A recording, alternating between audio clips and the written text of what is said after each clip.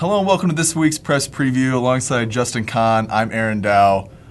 Week one, just a couple days away. We got about 5 games here in our schedule that we are going to kind of profile a little bit. Games that we think not only have playoff implications week one, which is kind of silly because it's a long season, but going into this, there are a couple teams that if they could get some good wins here in week one, could go a long way into getting those 5 wins. Exactly. And, when you have a team going into a new conference like MacArthur and a Central State 8, I don't think there's any better game for them in week one than a team like Chatham-Glenwood, who they host in week one. It's not like it's SHG or Rochester where all of a sudden you're playing the top team in the conference and you're, that's going to be awful tough to compete in those games. Glenwood's a team that's towards the top of the conference, but if you're going to be a player in the Central State 8, they're a team you need to be able to compete with. And if MacArthur can come out and show that they're competitive and even beat Glenwood in week one, all of a sudden you're looking at, hey, Central State 8, we're for real. We're going to be trouble for you in this conference. If not, then all of a sudden you're thinking, wow, can we make the playoffs in this conference? So I think that's maybe more than any other game in the week one. That one really is sort of a measuring stick for the team going into it. Yeah, there's some mystery surrounding who's going to start for MacArthur at quarterback. I think Shaquez Bond is a pretty good guess, and if he does, that allows Chantrez space to spread the field a little bit. But MacArthur goes into a really tough matchup. That offense does against a Glenwood defense that was pretty good last year. I mean, they allowed 19 points per game. But it also includes like 120 points against SHG in 2 games. So you take those 2 out. In those other 9 games, they allow less than 10 points a game. So a really tough defense that has a lot of those players coming back. MacArthur's going to have a tough time, moving the ball. But I think if they get a couple early scores, that could help the confidence and really, as long as they can get on the board quickly, I think that'll be good. Because I think once that Glenwood defense gets rolling, it might be a tough team to move the ball against. Right, and MacArthur's going to have great speed with Spates, Jaquay Owens in the backfield. Bond is definitely a really good athlete, and I think he's the quarterback for MacArthur is always a key player, so it'll be, he'll have the ball a lot, Bond will.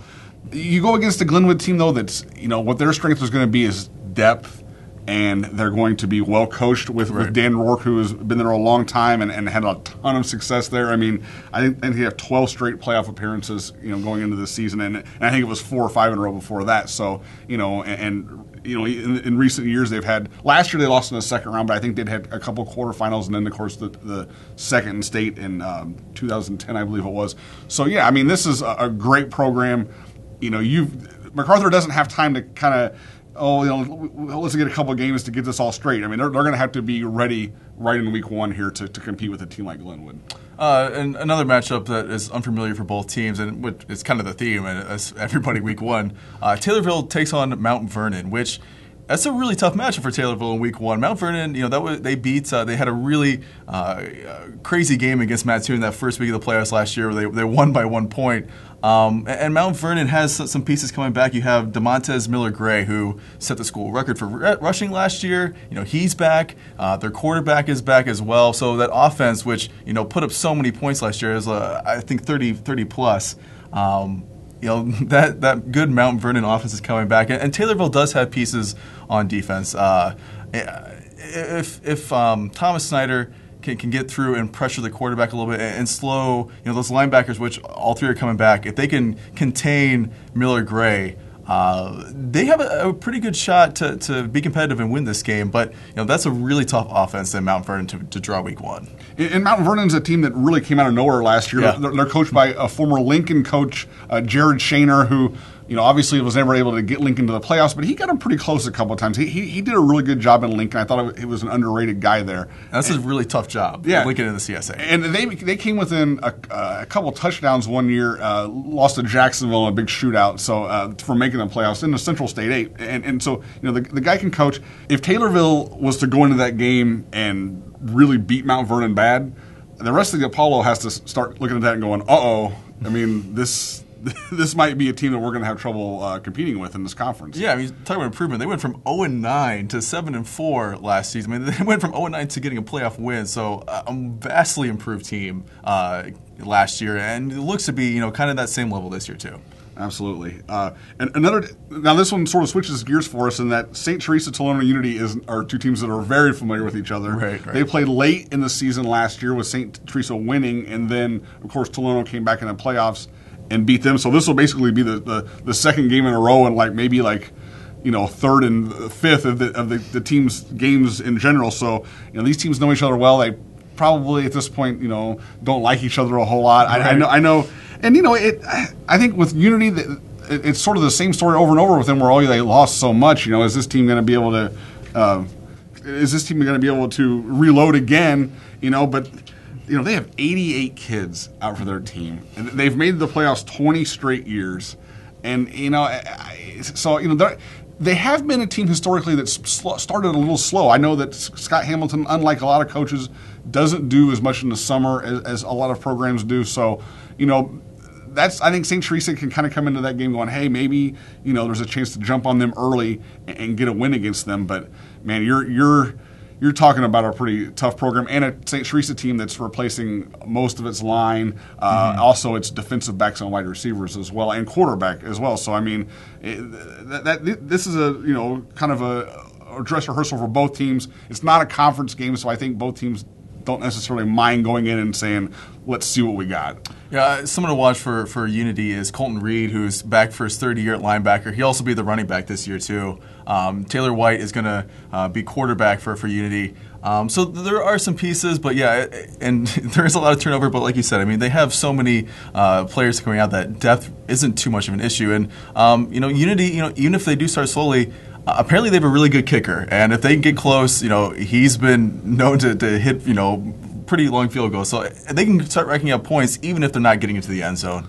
So I think St. T, they do lose Christian, and he did, he was really, really good in getting them out of terrible third down situations. But St. Teresa's a running team. I mean, they like to run the ball. So if they keep those options going, I mean, that's what's really important.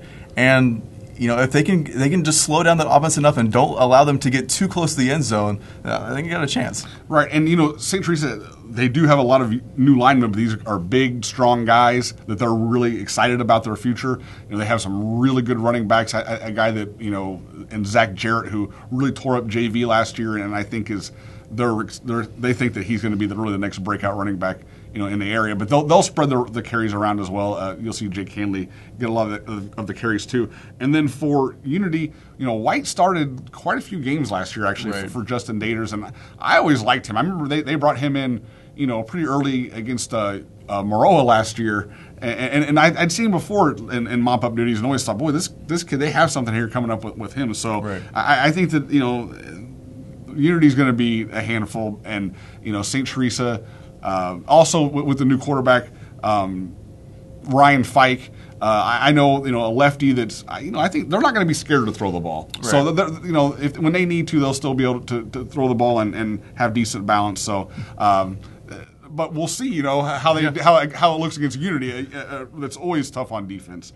Another sort of teams that have played before. And last year, Mahomet played at Mount Zion and beat him pretty good.